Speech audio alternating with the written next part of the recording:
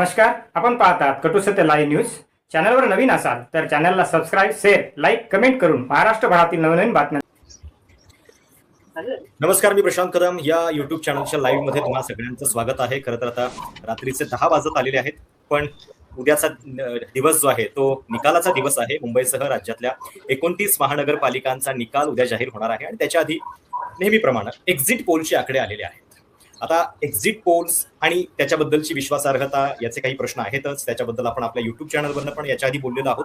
पण तरी सुद्धा आता मुंबईबद्दल बरीच उत्सुकता सगळ्यांना आहे. नेमकं उद्या काय होतं आहे, ठाकरेंची सत्ता टिकणार की नाही, हे सगळे प्रश्न आहेत. आणि म्हणून आता जे एक्झिट पोल्स आलेले आहेत वेगवेगळ्या संस्थांचे, त्याच्याबद्दलची थोडी सविस्तर चर्चा आता आपण करणार आहोत. माझ्यासोबत आहेत काँग्रेसचे नेते सचिन सावंत, जे मुंबईमध्ये सध्या काँग्रेसची जी सगळी आत्ताची परिस्थिती होती त्याच्यामध्ये बारकाईने लक्ष ठेवून होते आणि काँग्रेस आणि वंचित एकत्रित येण्यामध्ये पण त्यांची भूमिका महत्वाची होती. आणि माझ्यासोबत आहेत अरुण गिरी, इलेक्शन अॅनालिस्ट आहेत. तर त्यांच्याकडनं पण आपण ही सगळी पोल्स मधली जी आकडेवारी दिसते ती पण समजून घेणार आहोत.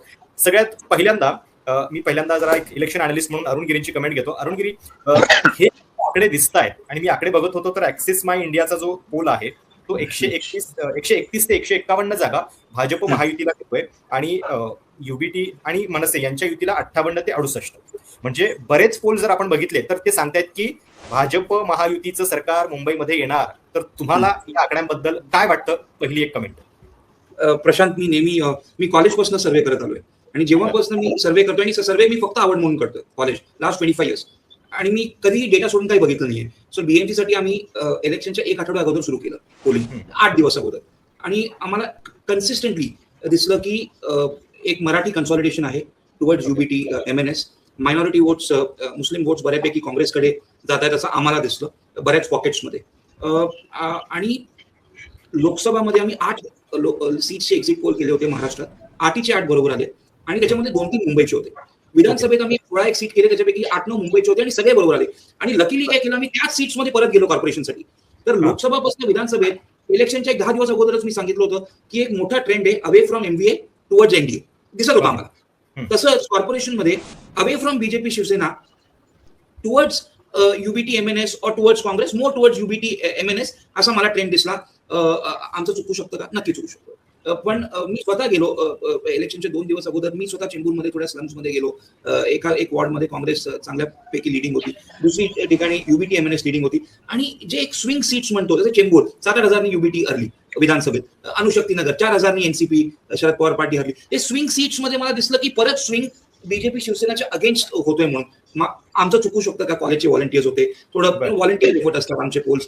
पण मला तरी हे जे फिगर्स आहेत, मला मूळ प्रश्नच येतो. मी नॅशनल लेवल एक्झिट पोलला पण मी नॅशनल टीव्हीला होतो, विक्रमचंद्राला सांगितलं होतं जेव्हा 400 म्हटले की हर्ड करतायत. मी 25 वर्ष पोलिंग करतोय जस्ट आवड म्हणून. सगळे पोल्सर्स, मी जगातले इलेक्शन सगळे पोल्स मी रोज बघतो, हर्डिंग असतं. हे हर्ड करतात सगळे म्हणतात 120 130, सगळे म्हणतात 140. असं कसं असू शकतं की कोणाचाही डेटा वेगळा नाहीये? तुम्ही सगळे एकाच मार्केटकडे जाताय का? आणि तेच मी तेव्हा 440 सांगितलं होतं की मी एकच रिझनसाठी मान्य करत नाहीये की सगळे पोल्स एकच फिगर नाही दाखवू शकत. आणि इकडे परत तेच होत आहे की सगळे कसे म्हणतात की 42-45% मिळतील बीजेपी शिवसेनेला. तर तुम्ही हे विचार करा की युबीटी आहे, MNS आहे, काँग्रेस आहे, वंचित आहे, 1700 कॅन्डिडेट उभे आहेत बीएमसीला 200 सीटसाठी, आणि तुम्ही म्हणताय एक अलायन्सला 45% मतं पडतील कॉर्पोरेशन इलेक्शनमध्ये. मला अवघड वाटतंय to believe this, very difficult to believe. म्हणजे होऊ शकतं का खरं? आपण बघितलं की 90% seats BJP Shiv Sena Ajit Pawar party one year back. होऊ शकतं का? होऊ शकतं. माझा डेटा जो आहे तो दाखवत नाही. म्हणजे हा शॉक जो आहे तो महाराष्ट्रानं विधानसभेच्या वेळी एक पचवलेला आहे. त्याच्याबद्दलचे प्रश्न बरेच निर्माण झालेले होते. आपण थोडे इतर मुद्दे जे आहेत या निवडणुकीमधले त्याच्याबद्दल सविस्तर बोलूच. पण त्याच्या आधी सचिनजी, एक्झिट पोल्स सांगतायत की इथं भाजप आणि महायुतीचं सरकार येतंय मुंबई महानगरपालिकेमध्ये. खरं तर काँग्रेसचा एक बऱ्यापैकी बेस मुंबईमध्ये टिकून आहे. आणि अशा वेळी तुम्ही या सगळ्या एक्झिट पोलच्या आकड्याचं विश्लेषण कसं कराल? तुम्हाला खरंच असं वाटतंय का की तुम्ही कुठेही फाईटमध्ये नव्हतात म्हणून? तुमचं अनालिसिस काय सांगतं? नाही, आता पहिली गोष्ट अशी की मी एक्झिट पोल बघणं सोडून दिलेलं आहे काही अधिक वर्षामध्ये. म्हणजे आणि त्यामुळे एक तर काँग्रेसची भूमिकाच अशी आहे की एक्झिट पोलवरती चर्चा केला जाऊ पण नाही. त्यामुळे त्याची काही चर्चा करण्याचा अर्थ नाही. हा, निश्चितपणे या संदर्भामध्ये आम्ही जे काही प्रयत्न करायचे होते ते प्रचंड मोठ्या प्रमाणामध्ये केले, याच्यात काही शंका नाही. एकंदरच तुम्ही जर पाहिलं तर लोकसभा निवडणुकीमध्ये 4 मतदारसंघामध्ये आम्ही लढलो नव्हतो, आम्ही 2च मतदारसंघात लढलो. विधानसभेला देखील 11च मतदारसंघामध्ये आम्ही लढलो. त्यामुळे 2-3 वर्ष जर तुम्ही पाहिलं ह्या निवडणुकीच्या नंतर तर अनेक ठिकाणी काँग्रेसचं चिन्ह गेलं नव्हतं आणि मग तिथे एक शैथिल्य निश्चितपणे येतं. मग त्यालाही आपल्याला त्या ठिकाणी चार्जअप करावं लागतं. दुसरीकडे आर्थिक प्रचंड मोठ्या प्रमाणामध्ये दोन्ही पद्धतीनं एका व्यवस्थापन जे निवडणूक व्यवस्थापनामध्ये आर्थिक गरज लागतात. तुम्ही जर पाहिलं असाल मुंबईमध्ये आमचे काही होर्डिंगही लागले नव्हते किंवा त्या ठिकाणी पेपरमध्ये ऍड बी यांच्या ज्या पद्धतीने चालल्या होत्या आमचे काही दिले गेलेल्या नव्हत्या. आम्हाला तेवढी शक्यही नव्हतं की म्हणजे आर्थिक दृष्टिकोनातून. त्यामुळे या सगळ्या अडचणी आता विरोधी पक्ष ज्या पद्धतीनं दाबला जातोय संपूर्ण देश पातळीवरती, त्या प्रॅक्टिकल अडचणी ज्या आहेत त्या आपण समोर पाहतोय, समोरासमोर संघटन तोडणं असेल, या सगळ्या गोष्टी केलेल्या आहेत.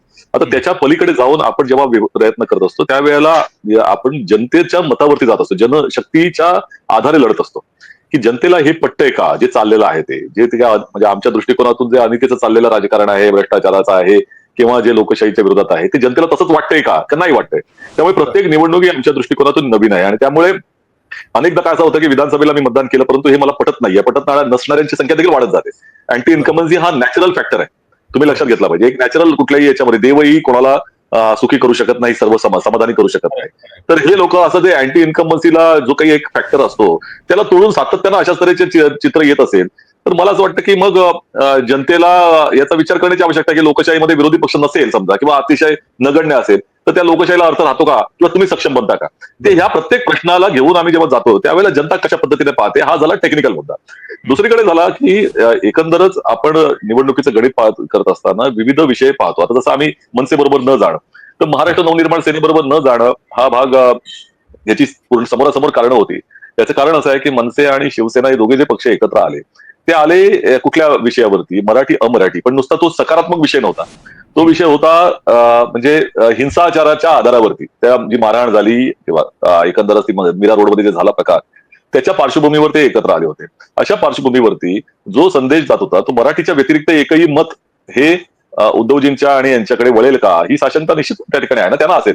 आम्हाला याच्यामध्ये त्या ठिकाणी म्हणजे जर या पद्धतीने आपण जेव्हा जातो त्यावेळेला या विषयाला पाठिंबा देतो का आपण आणि मग दिल्यानंतर त्याचा परिणाम काय होणार आहेत हे सगळ्या गोष्टी आकलनाच्या भाग असतात. आणि त्यामुळे एकमतानं आम्ही विरोधाचा निर्णय घेतला होता. आपल्या राज ठाकरेजींची भूमिका हिंदुत्वाच्या अचानकपणे हिंदुत्वाची जागृती आली होती तिथपासून त्यांनी जे काही मशिदींच्या वरचे भोंग्यांच्या संदर्भातल्या भूमिका घेतल्या होत्या या सगळ्या गोष्टी समोर होत्या आणि त्यांचं आतापर्यंत राजकारण. त्यामुळे या संदर्भामध्ये आम्ही जेव्हा वेगळं लढतो त्यावेळेला आपण विश्लेषण करताना त्यांचं विश्लेषण केलं पाहिजे उद्धव ठाकरे आणि आपल्या यांच्या युतीचं की एका पर्टिक्युलर परिघामध्ये परिघाच्या पलीकडे ते मतदान घेण्यासाठी कशा पद्धतीनं व्यूहरचना करतात किंवा त्यांना काय अडचणी होणार आहेत. त्यामुळे या दृष्टिकोनातून एक सगळ्यात कळीचा मुद्दा हाच असणार होता की जेव्हा मराठी कॉन्सोलिडेशन होतंय तेव्हा त्याच्या समोर असलेलं जे ध्रुवीकरण आहे अमराठी मतांचं ते पण जास्त फोर्सफुली होऊ शकतं. आणि सगळ्यात महत्वाचा मुस्लिम वोटर की जो जवळपास 20% आसपास मुंबईमध्ये आहे तर त्याचं नेमकं काय होणार. तर त्या दृष्टीने सुद्धा आपल्याला थोडंसं विश्लेषण करावं लागेल. अरुण, पुन्हा तुमच्याकडे येतो मी. आता एक फार इंटरेस्टिंग मुद्दा सचिन सरांनी उपस्थित केला की मुळामध्ये रिसोर्सेसच्या तुलनेमध्ये विरोधक होते कुठे आणि त्या दृष्टीने मग तुम्हाला नेमकं काय वाटतंय ही जी निवडणूक आहे त्याच्यामध्ये भाजप आणि शिंदेची ताकद आणि विरोधक हे बघता ही लढाई नेमकी कशी झाली. 100:1. मी परवा ट्विट केलं तर व्हायरल झाला की हे असं वाटत होतं होर्डिंग्स बघून की अमेरिकेचं राष्ट्रपतीचं इलेक्शन आहे आणि बीजेपी ट्रम्पच्या विरुद्ध इलेक्शन लढते असं वाटतंय मुंबईत. हे बघून सुद्धा आपल्याला लाज वाटतं की एका कॉर्पोरेशनच्या इलेक्शनसाठी की कोणी एवढे पैसे खर्च करतंय. खरंच म्हणतो लोकसभामध्ये पण मी होर्डिंग्स बघितले तेव्हा काँग्रेसचे पण होते, MBA महाविकास आघाडीचे पण होते. पण इकडे मला असं वाटलं 100:1 एक ऍडव्हान्टेज होता बीजेपी शिवसेनेला, if not more, if not 150:1. म्हणजे असं वाटत नव्हतं की म्हणजे लोकसभासाठी जेवढं कॅम्पेन केलं नाही त्यांनी होर्डिंग्स आणि बाकी सगळे ऍड्स तेवढं इकडे कॅम्पेन मी बघितलं. नंबर 1. नंबर 2, आता सावंत साहेब म्हटले की ते UBT MNS बरोबर आयडिओलॉजिकल रिझन साठी नाही गेले. तर माझं मत 1 वर्ष अगोदर मी टाकलं होतं असेंब्ली इलेक्शन नंतर की तो जो एक कॅम्पेन होता एक आहे तो सेफ आहे आणि त्याच्यामुळे जो पोलराईज झाला इलेक्टोरेट असेंब्ली इलेक्शन मध्ये. जर काँग्रेस UBT MNS एकत्र आली असती BMC ला तर परत तोच पोलरायझेशन तुम्हाला दिसलं असतं. जे नाही झालं उलट लोकल फाईट्स झाले, रेबेल्स कमी होते सगळ्यांचे, सगळ्यांना आपापली ताकद एकदा बघायची वेळ आली की नाही बघू सगळे आपापल्या ताकद लावू. आता सावंत साहेब म्हटले की 3-4 वर्ष आम्ही बरेच ठिकाणी लढलोच नाहीये, मग तिकडे ग्रासरूट्स ऍक्टिव्हेट त्यांना करता आलाय. पण मला वाटत नाहीये की जो लोकसभामध्ये जो अरिथमेटिक होता फार डिफरंट होता जिंकण्याचा अँड दॅट केमिस्ट्री वर्क झाली, असेंब्लीला नाही वर्क झाली. 15 दिवस अगोदरपर्यंत सीट शेअरिंग नाही जमलं यांना आणि मी तेव्हा फार सांगितलं पण लोक सिरियसली कोणी घेतलं नाही. मी म्हटलं की डेटा ऑन द ग्राउंड वेगळा आहे, मोठे स्विंग्स आहेत पण तेव्हा कोणी सिरियसली घेतलं नाही. आणि आता जर एकत्र आले असते परत बीजेपीला पोलराईज करायचा चान्स मिळाला असता की बघा हे मायनॉरिटी वोट्सवर जिंकतायत. त्यांना नेक्स्ट डे ज्या दिवशी लोकसभा जिंकले हे त्याच्या नेक्स्ट डे पासून फडणवीसांनी सुरू केलं होतं की हे फक्त आणि फक्त मायनॉरिटी वोट्सने जिंकलेत. आणि तो कॅम्पेनला यांना रेस्पॉन्डच नाही करता आला. इकडे तो कॅम्पेनच नव्हता because Congress contested separately, UBT MNS वेगळी लढली, तो कॅम्पेन त्यांना चालवताच नाही शेवटपर्यंत. तो एक फार मोठा ऍडव्हान्टेज आहे, फार मोठा ऍडव्हान्टेज ऑपोजिशन. सचिनजी, ही निवडणूक जर आपण बघितली तर दोन मुद्दे दिसत होते. हिंदुत्वाचं कार्ड होतं, खान महापौर होऊ शकतो ही भीती भाजपवाले दाखवत होते, आणि इकडं मराठी अस्मितेची सुद्धा हाक दिली जात होती. तुम्ही पण काँग्रेस आणि वंचित या सगळ्यामध्ये तुमची बाजू मांडत होता. आता एक्झिट पोलचे जर सर्वे बघितले तर असं दिसतंय की भाजप आणि शिंदे महायुती पूर्णपणे स्वीप करताना दिसते. म्हणजे भाजपचा या शहरामध्ये पहिल्यांदा महापौर बनेल की जी भाजप 2012ला 31च्या आसपास होती जागांवरती, 17ला ते 82 वरती पोहोचले, आणि आता थेट त्यांचा महापौर होऊ शकतो असे आकडे सांगतायत. तुम्हाला या सगळ्या प्रवासाबद्दल काय वाटतं? असं आहे की म्हणजे मी आता याच्यावरती अजूनही विश्वास ठेवायला तयार नाहीये, कारण ज्या पद्धतीचा तुम्ही स्विंग म्हणताय त्या मला मुंबईकरांच्या सुज्ञपणावरती विश्वास आहे, म्हणजे अद्याप तरी आहेच.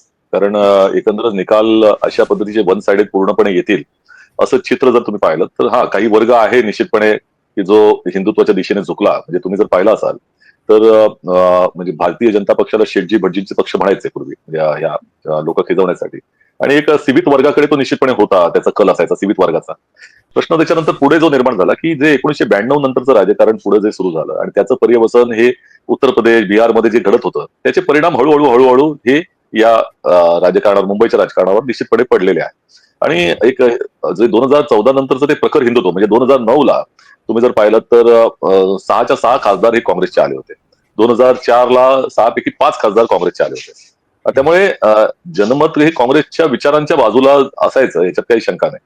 पण 2014 नंतरचं ते प्रखर हिंदुत्वाचं राजकारण जे झालेलं आहे त्याचे पडसाद निश्चितपणे हे समाजाच्या विघटनामध्ये झालेले आहे. त्यातला एक मोठा वर्ग जो होता गुजराती वर्ग असेल किंवा उत्तर भारतीयांचा वर्ग, जो उत्तर भारतीय पारंपरिक काँग्रेसचा मतदार असायचा, त्यातला बऱ्याच अंशानं शिफ्ट झाला होता बीजेपीकडे. आणि त्यामुळे त्यांचं 30 एक जागा म्हणजे माझ्या तर मते ते लढायचे पण फार कमी, 50-60च्या वरती लढले नव्हते. आणि त्यानंतर आता त्यांनी 2017च्या निवडणुकीला 82 आले होते. आणि आताच्या परिस्थितीमध्ये मला काही कलाचा विषय नाही. ही प्रत्येक निवडणूक ही एक विश्लेषणाची असते. त्यामुळे आता पुढे उद्या निकाल आल्यानंतर आपण त्याचं विश्लेषण करू. परंतु अपेक्षा अशी होती की याच मुंबईनं 2000 हा जो निकाल दिला होता लोकसभेचा 24चा, त्याच्यामध्ये 6 पैकी आमचे जवळपास 5 आले होते खासदार. त्यामुळे या संदर्भामध्ये जर पाहायचं झालं तर आताचा जो काही निकाल आहे तो इतका वन साइडेड लागेल असं चित्र मला दिसत नव्हतं याच्यातनं. निश्चितपणे या पद्धतीनं पाहायचं झालं तर हा विरोधक तुम्ही एका अर्थाने म्हणू शकता विभागलेला आहे, परंतु काँग्रेसनं उत्तर भारतीय आणि इतर मतदारांमध्ये देखील डिव्हिजन आणलेलं आहे, याच्यात काही शंका नाही. त्यात जर एकत्र असतो आम्ही तर कदाचित असं पण असतं की वन साइडेड त्यांना बीजेपीला उत्तर भारतीय आणि जो काही अमराठी वर्ग आहे तो घेऊन जाऊ शकला असता. काही डिव्हिजनची म्हणजे भीती होती इकडे समजा हे झालं असतं. अरुणजी, आता त्यांनी जसं सांगितलं की 4 खासदार महाविकास आघाडीचे मुंबईमध्ये निवडून आले, आणि वाईट परिस्थितीमध्ये सुद्धा शिवसेना युबीटी 10 आमदार त्यांचे मुंबईतले आहेत. अशा वेळी त्यांचा परफॉर्मन्स हा खरं तर याच्यापेक्षा जास्त चांगला असायला पाहिजे, जे आपल्याला एक्झिट पोल्स मध्ये दिसतंय त्याच्यापेक्षा. मी का सांगतो, आम्ही इलेक्शन सर्वे प्रीपोल जे केलं त्याच्यामध्ये आम्हाला एक असं दिसून आलं, नंबर 1 लोकांचे मुद्दे होते महागाई. म्हणजे लोकांनी हिंदुत्व किंवा अजून कुठला इश्यू, बाकी सगळे आम्ही 8-10 इश्यूज विचारले होते, घराच्या किमती, रस्ते, काय. नंबर 1 इश्यू महागाई, नंबर 1. नंबर 2 बेरोजगार. म्हणजे लोकसभामध्ये जे टॉप 2 इश्यूज होते तेच इश्यूज परत आले. म्हणजे हा जो वर्ग आहे कितपत एक्झिट पोल मध्ये रिप्रेझेंट झालाय मला माहित नाही. नंबर 2. नंबर 3, आधी प्रेक्षकांना हे सांगूयात की तुम्ही या भागामध्ये फिरलेले आहात. मुंबईच्या काही मतदारसंघामध्ये 9 विधानसभा घेतली आम्ही. 9 विधानसभा आमची टीम, आणि थोड्या ठिकाणी मी Bandra east, Kurla, Chembur, Anushaktinagar, Dadar, Worli, Sewri, Byculla, Bandra west. Okay, 9 constituencies आम्ही घेतले. फक्त एक सर्वे एक 1000-1200चा सॅम्पल असेल. 9 विधानसभा मतदारसंघ म्हणजे थोडक्यात. हो. आणि त्याच्यात क्लिअर कट आम्हाला असं दिसलं की विधानसभाचं जे ट्रेंड होतं त्याच्यामध्ये बऱ्याच ठिकाणी युबीटी मराठी वोट मध्ये पण ट्रेलिंग होती. जेव्हा लोकसभाचं एक्झिट पोल मध्ये आम्ही दाखवलं की अनिल देसाई जिंकतील, तर तेव्हा मी लिहिलं होतं की दादरमध्ये ट्रेलिंग येते, विच इज शॉकिंग. पण आता जर, आणि विधानसभेला पण 1000 मतांनी महेश सावंत जिंकले, आम्ही ठाकरे 33,000 मिळालं. पण आता जर तुम्ही दादरमध्ये आम्ही जे सर्वे केलं किंवा मराठी एरियाजमध्ये सर्वे केलं, बऱ्यापैकी कन्सॉलिडेशन होता. Towards UBT-MNS. सिमिलरली मायनॉरिटी वोटर्सचा एक कन्सॉलिडेशन होता आणि फिमेल वोट्स जे आय थिंक वन साइडेड गेलं विधानसभेत फॉर बीजेपी शिवसेना. मला असं दिसलं फिमेल वोट्समध्ये एस्पेशली मराठी फिमेल वोटर मध्ये सुद्धा UBT-MNS चांगल्या प्रकारे पुढे होती. लाडकी बहीणचा जो इफेक्ट आहे किंवा होता तो मला फार कमी दिसला. एक पॉईंट नक्की मला सांगायचं आहे की बऱ्याच लोकांनी सांगितलं फिमेल वोटर्सनी. आम्ही एक प्रश्न विचारला होता आणि हे मी एक 3-4 प्रश्न आहेत. आहे अर्धा मिनिटं वाचू म्हणजे तुम्हाला कळेल की मी नक्की विचारतो. नंबर 1, या निवडणुकीत तुमच्यासाठी महत्वाचे मुद्दे कुठले? 8-10 इश्यू देतो, तुम्ही सिलेक्ट करा. गेल्या 5 वर्षात तुमच्या कुटुंबाची आर्थिक परिस्थिती सुधारली घसरली का तशीच आहे? थर्ड, मुंबईत मराठी माणसाचं हे सर्वात चांगलं कोणता पक्ष जगतो? 4-5 ऑप्शन. राज्य सरकारच्या कोणत्या योजना तुम्हाला फायदा झाला आहे का? हो नाही, आणि मग तुम्हाला कोणाला वोट द्यायचा आहे? सो बरेच लोक शेवटचा आन्सर नाही देत म्हणून पहिल्या 3-4 मधून पण आम्ही समजून घेतो. ते नंबर 1, बहुतांश लोकांनी सांगितलं की त्यांची परिस्थिती लोकसभापासून सेम ट्रेंड आहे की इधर घसरली आहे किंवा तशीच आहे आर्थिक परिस्थिती. Overwhelming majority middle class, lower middle class.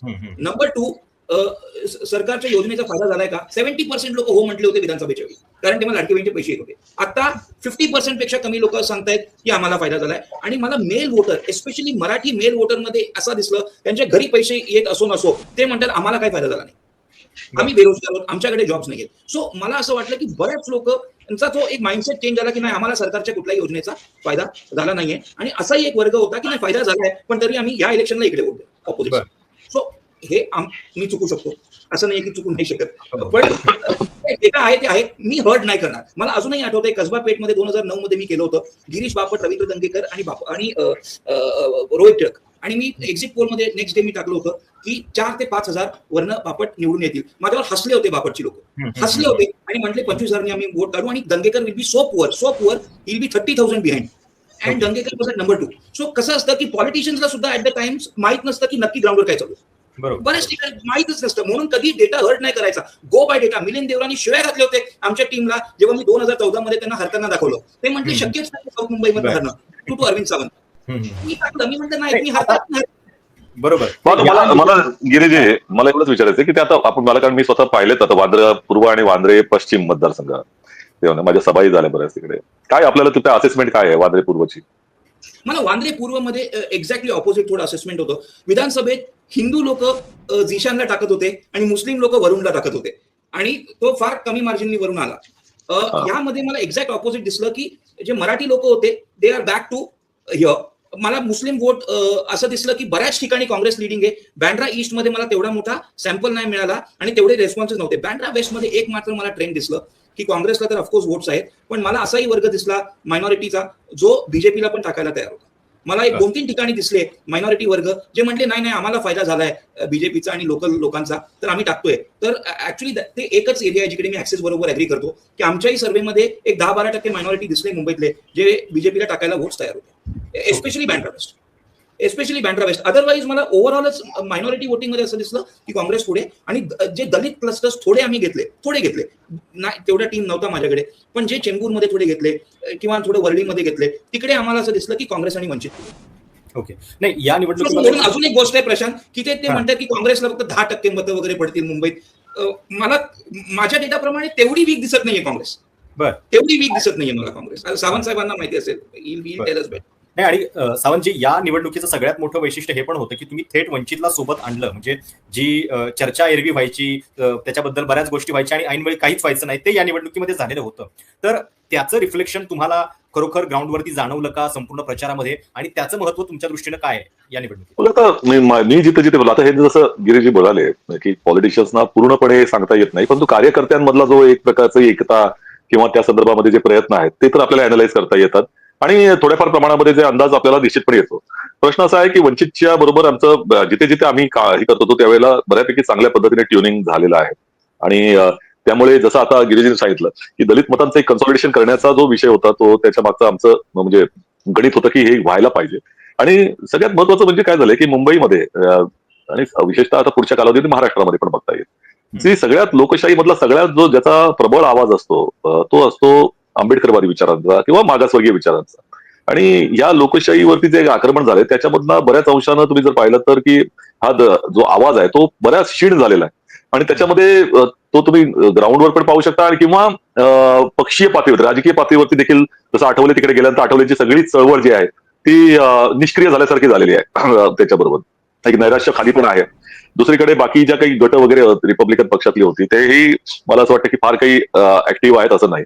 त्यामुळे तिसऱ्या समीकरणाची आवश्यकता निश्चितपणे होती आणि त्यावेळेला आम्ही म्हणूनच लोक आम्हाला आश्चर्य वाटत करत होते की 60-62 जागा का दिल्या त्या संदर्भामध्ये वंचितच्या संदर्भात. आणि मुंबईमध्ये खऱ्या अर्थानं पाहिजे वंचितची तितकीशी ही काय म्हणतात त्याला त्यांचं ते मुंबईमध्ये कधी लढले नाहीत. मुंबईमध्ये कधी लढले नाहीत त्यामुळे त्यांचं अस्तित्व तितकं प्रखरपणे जाणवत नव्हतं मुंबईच्या कुठल्याच निवडणुकीमध्ये.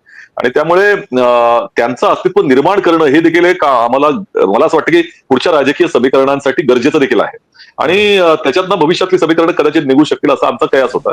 आणि आज मुंबईमध्ये हा जो काही मागास वर्गीयांचा जो आवाज जो क्षीण झालाय त्याला पुन्हा थोडीशी चालना या माध्यमातून मिळू शकेल. त्याच्यामध्ये मी निश्चितपणे हे पण सांगेन की जेवढं पाहिजे होतं तितकं जवळीकचं कोऑर्डिनेशन जे पाहिजे होतं ते करता आलं नाही, पण जितक्यात जमेल तितका आम्ही करण्याचा प्रयत्न केला पहिलीच निवडणूक असल्यानंतर. आणि मला असं वाटतं की जसं गिरीजी म्हणाले त्याचं रिफ्लेक्शन नक्की म्हणजे एक प्रत्येक मतदारसंघामध्ये 500,000 मतांचं ऍडिशन आम्ही अपेक्षित ठेवतोय त्यातला. आणि दलित मुस्लिम कॉन्सॉलिडेशन उत्तर भारतीयांमधला थोडाफार जो काही वर्ग जो आता आमच्याकडे यावा जी आमची अपेक्षा आहे, मराठी मधला जो आमचा पारंपरिक मतदार आहे तो असं मिळून एक आमचं जे गणित करायचा प्रयत्न चालला होता. आता त्याला किती यश मिळतं ते पुढे पाहूया आता म्हणजे त्याच्यावरती तर त्याचं पुस्तक विश्लेषण उद्या होईल.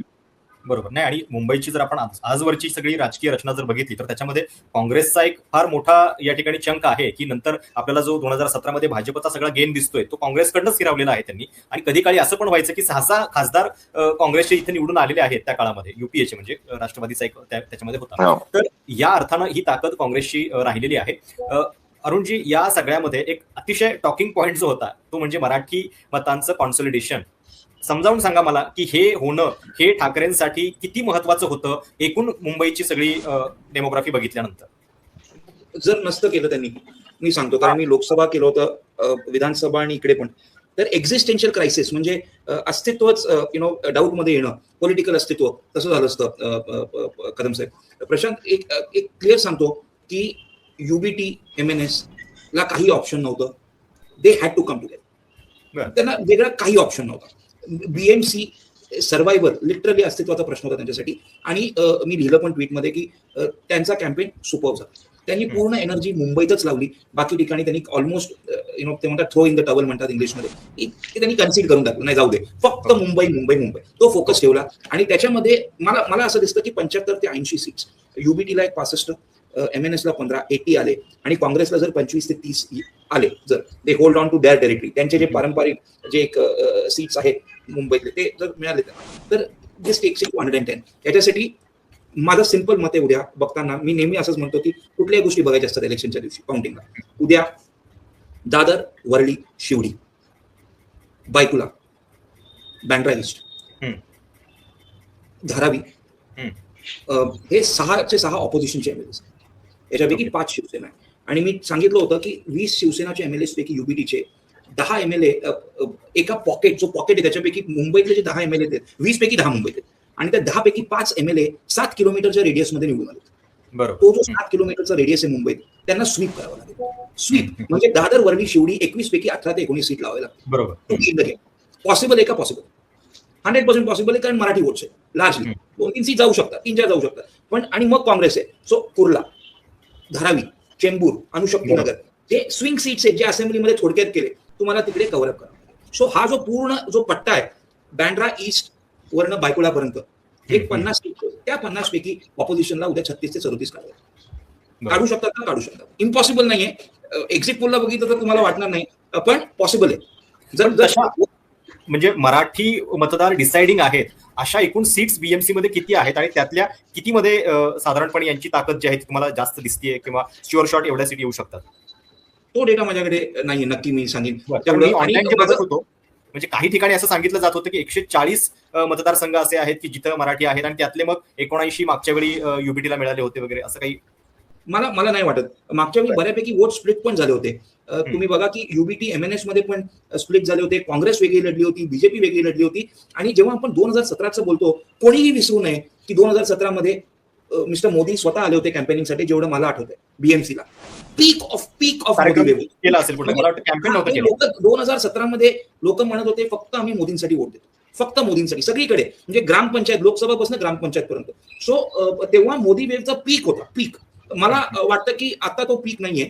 आणि जर जर असेंब्लीचाच डेटा बघा तुम्ही, 21 सीट बीजेपी, शिवसेना 15 ऑपोजिशन, तर मला वाटतं की इम्पॉसिबल नाहीये, इम्पॉसिबल नाहीये, डिफिकल्ट असू शकतं, कारण रिसोर्सेस नाहीयेत ऑपोजिशनकडे. आज रिसोर्सेसकडे अजिबात ऑपोजिशनकडे रिसोर्सेस नाहीये जे दिसलं इलेक्शन मध्ये. पण प्रशांत, एक फेअरनेस पाहिजे. मराठी मीडिया बऱ्यापैकी ऑपोजिशनच्या फेअर राहिली ऑपोजिशनला, अनलाईक अदर स्टेट्स किंवा नॅशनल मीडिया. मराठी मीडिया गोदीकरण झालेलं नाहीये इथे, पूर्ण गोदीकरण झालेलं नाही असं आपण म्हणू शकतो. म्हणजे पण मला उलट प्रो ऑपोजिशन दिसली. बरं, एक मला मुद्दा तुमच्याकडे समजून घ्यायचा आहे की म्हणजे आता आपण जे आकडे बोलतो त्याच्यामध्ये हा पण आकडा लक्षात घेतला पाहिजे की भाजपचे 82 नगरसेवक मागच्या वेळचे आणि उद्धव ठाकरेंच्याकडे जे नंतर 90च्या आसपास नगरसेवक होते त्यातले 54 नगरसेवक हे शिंदेच्याकडे आलेले होते. म्हणजे त्या अर्थानं भाजप महायुती ही जवळपास 135च्या आसपास विद्यमान नगरसेवकांच्या सह ही निवडणूक जी आहे ती लढत होती. हा आकडा आपल्याला दुर्लक्षित करून चालणार नाही. तर याच्याबद्दलचं एक थोडंसं विश्लेषण तुमच्याकडनं मला हवंय की इतक्या मोठ्या संख्येनं ते पूर्ण म्हणजे पहिली रेष जी आहे ती त्यांची 135चं त्यांचं संख्याबळ दिसतंय विद्यमानपैकी, तर त्याचा काही इफेक्ट पडू शकतो का? मी तसं नाही बघत आहे प्रश्न. का सांगतो? कारण इलेक्शन 3 वर्ष झाले नाहीत. तर बरेच लोक हे सुद्धा विसरलेत. मी जेव्हा लोकांना विचारतो की कॉर्पोरेटर कोण आहे तुमचं, मला अशी लोक भेटले त्यांना त्यांच्या वॉर्डचा नंबर सुद्धा आठवत नव्हता. सो 3 वर्ष जेव्हा कॉर्पोरेटरच ऍक्टिव्ह नाहीये, सडनली इलेक्शन डिक्लेअर झाले जेव्हा कोणालाही एक्सपेक्टेड नव्हतं. आपण 1-1.5 वर्षापासून ऐकतो इलेक्शन होणार होत नाही, तर फायनली झालं. सुप्रीम कोर्ट म्हणतं फटाफट घ्या. आता मला सांगा की जेव्हा 3 वर्ष कोणीही ऍक्टिव्ह नाहीये त्यांच्या प्रभागात, ब्युरोक्रॅट चालवतात बीएमसी, तर तो इन्कम्बन्सी ऍडव्हान्टेज नाहीये जो विधानसभेला होता की डिफेक्टर्स बरेच निवडून आले विधानसभेला, कारण इन्कम्बन्सी ऍडव्हान्टेज होता. पण जेव्हा 3 वर्ष तुम्ही कुठेच दिसला नाहीये, कुठेही तुमचं काम नाहीये किंवा तुम्ही तुमच्यापर्यंत येणारच कोण कामासाठी, ब्युरोक्रॅट चालवतात बीएमसी, तर तो जो एक इन्कम्बन्सी ऍडव्हान्टेज आहे तो इकडे नाहीये, तो जो होता विधानसभेला. बरं, सचिनजी, 2017च्या निवडणुकीचा आणि प्रचाराचा आता उल्लेख झाला आणि त्यावेळी म्हणजे मला वाटतं मोदींनी थेट सभा वगैरे नसेल घेतली पण किमान कार्यक्रम त्याला जोडून भरपूर घेतलेले होते. इंदू मिलचं असेल, मला वाटतं ते आपल्या छत्रपती शिवाजी महाराजांच्या अरबी समुद्रातल्या सागरी स्मारकाचा सुद्धा त्याचवेळी काहीतरी त्यांनी घाट घातलेला होता आणि बऱ्याच गोष्टी त्या दरम्यान घडलेल्या होत्या. यावेळी मात्र तसं काही दिसलं नाही. केंद्रीय नेतृत्वानं पूर्णपणे ही निवडणूक दुर्लक्षित केल्यासारखं चित्र होतं. तर याच्याबद्दल एक बरीच चर्चा झाली. काँग्रेस त्याच्याकडे नेमकं कसं बघतं? नाही, हे बघा, पहिली गोष्ट अशी की या निवडणुकीमध्ये सुरुवातीपासून ते अंतिम क्षणापर्यंत यांनी हिंदू मुस्लिम करण्याचा जो प्रयत्न केलेला आहे तो स्पष्ट आहे. तुम्ही लक्षात घ्या. मला म्हणजे एका सगळ्या चॅनलवरती काही मुलाखती ज्या दिल्या गेल्या, त्या मुलाखतींमध्ये काहीतरी स्वप्नरंजन जे मुख्यमंत्र्यांनी दाखवलं ते बाजूला ठेवलं, तर बाकी विकासावरती त्यांनी काही चर्चा केली नाही. थेट हा अजेंडा वापरलेला आहे. आणि तुम्ही लक्षात घ्या की त्यांचा जो काही जाहीरनामा जरी आला तोही प्रचाराला 2 दिवस उरलेले असताना आलेला आहे. त्यामुळे या संदर्भामध्ये निश्चितपणे त्यांचं एक प्रकारे ठरलं होतं की याच पद्धतीने निवडणुका लढल्या पाहिजेत. आता त्यांना त्याच्यामध्ये यश मिळतंय असं त्यांचा दावा आहे. काही ठिकाणी म्हणजे आमच्या काही पत्रकारांनी आशिष शेलारांना किंवा काही नेत्यांना विचारलं तर ते तुम्हाला पटतं का म्हणून, तर ते आता मी त्या काय म्हणणार नाही, परंतु त्यांचं म्हणणं आहे की याला मतदारांचा दुजोरा आहे त्याला, असं त्यांचा एक अँगल झालेला आहे. तर त्या अनुषंगानं नितेश राणे असतील, मंगलप्रभात लोढा असेल, अमित साटम असेल, ज्या काही पत्रकार परिषद, बांगलादेश, रोहिंग्या किंवा आमच्या आमदारांना जे अल्पसंख्याक समाजाचे आहेत त्यांना टार्गेट करणं असेल, या सगळ्या गोष्टी झाल्या. दुसरीकडे बीजेपी आपला जो उद्धव ठाकरे आणि यांचा जो अजेंडा होता तो मराठी अमराठीचा बहुतांश राहिला. त्यांनीही प्रयत्न केलेला आहे. या संदर्भामध्ये विरोधी पक्षाचा अजेंडा जो आहे तो जाणं, याच्यासाठी रिसोर्सेसची निश्चितपणे फार गरज असते. हे मला या निवडणुकीमध्ये म्हणजे जे जाणवतंय आपल्याला की बाबा ही अडचण आहे, मोठी अडचण आहे. करोडो रुपये खर्च केले जातात बीजेपीकडनं. म्हणजे नुसतं तुमचं कॅम्पेनच नव्हे तर तुम्ही खालच्या म्हणजे ग्राउंड लेवलला देखील जो पैसा जातोय, म्हणजे काल आता तुम्ही त्या 3 नंबर वॉर्डमध्ये जे मिक्सर वाटणं वगैरे असेल किंवा ज्या लोक हे इतक्या मोठ्या प्रमाणामध्ये झालेलं आहे. आणि याला आपल्याला तोंड द्यायचं असेल तर माझं असं मत आहे की जनशक्तीच्याच अनुषंगानं देऊ शकतो. आज म्हणजे महाराष्ट्रामध्ये आम्ही आता 3ऱ्या नंबरवर नगर परिषदेच्या निवडणुकीला, त्याचं आम्हाला थोडंसं एक प्रकारचं समाधान आहे. परंतु ते पुरेसं आहे का? तर ते पुरेसं नाहीये. कारण बाकी तर शरद पवारांचा पक्ष तर जवळपास म्हणजे 2 आकडी संख्या देखील गाठू शकला नाही की उद्धवजींचा पण पक्ष गाठू शकला. आता मुंबईतला विषय आहे. मला असं वाटतं की जनतेचा जोपर्यंत रेटा हा विरोधकांच्या बाजूला येत नाही तोपर्यंत हे पोटेन्शियल बॅरियर राहणार आहे. आणि तरी देखील मला जे ग्राउंड लेवलला दिसतंय की लोक काही इतकी स्वतःच्या बाजूला आहेतच असं नाहीये. काही हिंदुत्ववादी वर्ग आहे, त्याला बाजूला तुम्ही म्हणजे त्याला तुम्ही खऱ्या अर्थानं बाजूला ठेवलं पाहिजे. 45% हा असं आता त्यांचं म्हणणं आहे. मला वाटत नाही तेवढा 45%चा वर्ग असेल. परंतु जो वर्ग आहे तो त्यांचा एकसंध वोटर आहे. त्याच्या पलीकडे जो वर्ग आहे तो विरोधकांच्या बाजूला एकवटतो की नाही वाटतो, हा मुद्दा त्यावेळेला राहणार आहे. थोडीशी या चर्चेतली एक शेवटची कमेंट आता मला तुम्हाला दोघांकडनं हवी आहे की ही संपूर्ण निवडणूक जी आहे ती का महत्वाची होती आणि हे जे आकडे दिसत आहेत त्याच्यावरती तुमचा म्हणजे शेवटचा शब्द काय आहे? उद्या नेमकं काय घडू शकतं? सावंत साहेब तुम्ही पहिले. बर, नाही, माझा तर याच्यावरती विश्वास निश्चितपणे नाही आहे. या जे काही 131 151 चाललेलं आहे त्या संदर्भामध्ये. तर मी एक्झिट पोल मगाशी पहिल्या सुरुवातच केली, एक्झिट पोलवर बोलणंच आता बंद करून टाकलेलं आहे, कारण अनेकदा ते फेल पण होतात. आणि हल्लीच्या या जे काही युगामध्ये आपण चाललेलो आहोत त्यामध्ये ते अनेक भाजपच्या मुखपत्रामधनं देखील आलेले असतात, म्हणजे त्या अशा तऱ्हेचे एक्झिट पोल. त्यामुळे आता त्याच्यावरती न बोलणं बरं. आज हा संघर्ष जो आहे हा माझा असं वाटतं की एक निवडणूक आहे, प्रत्येक निवडणूक हा संघर्ष आहे माझ्या दृष्टिकोनातून, कारण वैचारिक संघर्ष चालू आहे त्या देशामध्ये. आणि हे जे चाललेलं आहे ते योग्य चाललंय की नाही चाललंय, निश्चितपणे या संदर्भामध्ये आम्हाला तयारी करून लढत राहावं लागेल. जेवढी आमचा संघर्ष आहे तो प्रत्येक निवडणुकीमध्ये. आता एका निवडणुकीमध्ये वैचारिक परिवर्तन होईल का? थोड्याफार प्रमाणामध्ये निश्चितपणे एक प्रकारचं एक साहस मिळेल आपल्याला, की एक प्रकारचं धैर्य मिळतं प्रत्येक निवडणुकीमध्ये पुन्हा लढायचे. जोपर्यंत ती राष्ट्रीय निवडणूक आपण जिंकत नाही लोकसभा, तोपर्यंत हा संघर्ष चालत राहील असं माझं मत आहे. आणि त्याच्यानंतरही चालणार आहे तो. किंवा त्या लोकसभेच्या निवडणुकीमध्येच ते अस्तित्व राहणार नाही, केवळ त्यांनीच होईल असं नाही, परंतु त्याच्यानंतरही चालेल. तुमचा आकडा काय सांगतो की काँग्रेस साधारणपणे कितीपर्यंत पोहोचू शकेल? आम्हाला असं वाटतं की गेल्या वेळेपेक्षा आमचा परफॉर्मन्स चांगला राहील. 35च्या पुढे जाऊ शकाल तुम्ही? हा, म्हणजे आमच्या आताच्या परिस्थितीमध्ये जे काही प्रयत्न आम्ही केलेले आहेत, हा निश्चितपणे काही प्रयत्न अजून करण्याची आवश्यकता होती. थोडी जर म्हणजे रिसोर्सेसचा मुद्दा असता तर त्याने थोडासा फरक पडलाच असता. आणि त्याच्याही पलीकडे मी असं म्हणतो, मी असंही नाही म्हणणार की व्यवस्थापन अजून चांगलं करता आलं असतं, परंतु शेवटी काय असतं की पक्ष प्रयत्न करत असतो त्याच्यात, तो पूर्णपणे 100% असतो असं नाही, पण जनमत हे तुमच्या बाजूला जेव्हा असतं त्यावेळेला ते सोपं होतं बऱ्याच वर्षाला. त्यामुळे मला असं वाटतं की जनमत हे काही पूर्णपणे भाजपच्या बाजूला यावेळेला नव्हतं असं दिसतंय. आता पाहूया आपण. नाही, आणि एक्झिट पोल बद्दल जेव्हा तुम्ही सांगताय तेव्हा मला याही गोष्टीची गंमत वाटते की एकतर इकडे मतदान संपलेलं पण नसतं, पूर्णपणे वोटिंग झालेलं नाहीये, त्याच्या आधीच एक्झिट पोलचे आकडे यायला सुरुवात होते. म्हणजे त्या अर्थानं काही मतदारांच्या पर्यंत म्हणजे मोबाईल अलाउड असतो तुम्हाला बूथ पर्यंत जाईपर्यंत, तर ते अफेक्ट होतात. याचा पण कुठेतरी विचार करायला पाहिजे. आणि हे सगळं मतदान संपण्याच्या आधीच हा सगळा आकडा येतो, हे पण त्याच्यातलं फार विशेष आहे. अरुणजी, ही जी निवडणूक आहे त्याच्याबद्दल म्हणजे किती महत्व आहे त्याचं तर आपण सातत्यानं बोलत आहोतच, पण तुम्हाला काय नेमकं दिसतंय, उद्या नेमके काय आकडे येऊ शकतात आणि या निवडणुकीचं महत्व? मला वाटतं की युबीटी एमएनएस ला उद्या 75 गाठायची गरज आहे. नाहीतर खरंच प्रॉब्लेम होऊ शकतो. असं सावंत साहेब म्हणले काँग्रेस 100 वर्षांपेक्षा जास्त 150 इयर्स त्यांचा एक हिस्ट्री आहे. फार अप्स अँड डाऊन्स बघितलेत आणि बघू शकतात. म्हणजे एकेकाळी 77 मध्ये इंदिरा गांधी रायबरेलीमधनं इलेक्शन हरल्या होत्या, 0 आले होते त्यांना बिहार युपी मध्ये तेव्हा 77 आणि 80 मध्ये परत जिंकले. तर इलेक्शन्स मध्ये अप्स अँड डाऊन्स होतात. बीजेपी आणि काँग्रेस कॅन वेदर इट. जेव्हा हे काँग्रेसला संपायची बीजेपी प्रयत्न करत होती तेव्हा काँग्रेसने आता 50 ते 99 वर गेले लोकसभेत. अनएक्सपेक्टेड होतं बऱ्याच लोकांना, पण झालं. तेच का झालं? कारण लोक म्हटली की नाही आम्हाला यावेळी वेगळा वोट करायचंय, we want to vote against the government. तसंच इकडे कुठे ना कुठे जे मिस्टर संजय राऊतनी जो एक स्टेटमेंट दिला होता एक 5-6 महिने अगोदर, जेव्हा फर्स्ट इंडिकेशन आलं की भाऊ एकत्र येतील, ठाकरे इज द ब्रँड. उद्या आपल्याला कळेल की whether Thackeray is the brand or not in Mumbai, still the brand or not in Mumbai. कारण जर माझा सर्वे बरोबर असेल तर मग नक्कीच एक्झिट पोल्स पेक्षा जास्त त्यांना सीट्स मिळतील. पण उद्या खरं आपल्याला एकच गोष्ट बघायची आहे की युबीटी आणि एमएनएस ऍटलीस्ट 75 पर्यंत पोहोचतात.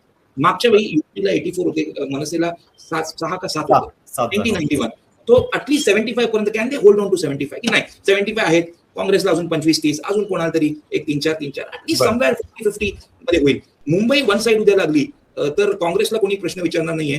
नक्की युबीटी साठी will have to do one more show only for that. खरं म्हणजे बीएमसी हातात गेल्यानंतर ठाकरेंचं राजकारण काय असणार हा इतका मोठा चर्चेचा विषय आहे की त्याच्याबद्दल आपल्याला खरोखर स्वतंत्र चर्चा करावी लागेल. पाहत राहा निर्भीड सत्य, अर्थात सर्वसामान्यांचे व्यासपीठ, आपल्या सर्वांच्या हक्काचे चॅनल कटू सत्य लाईव्ह न्यूज. धन्यवाद.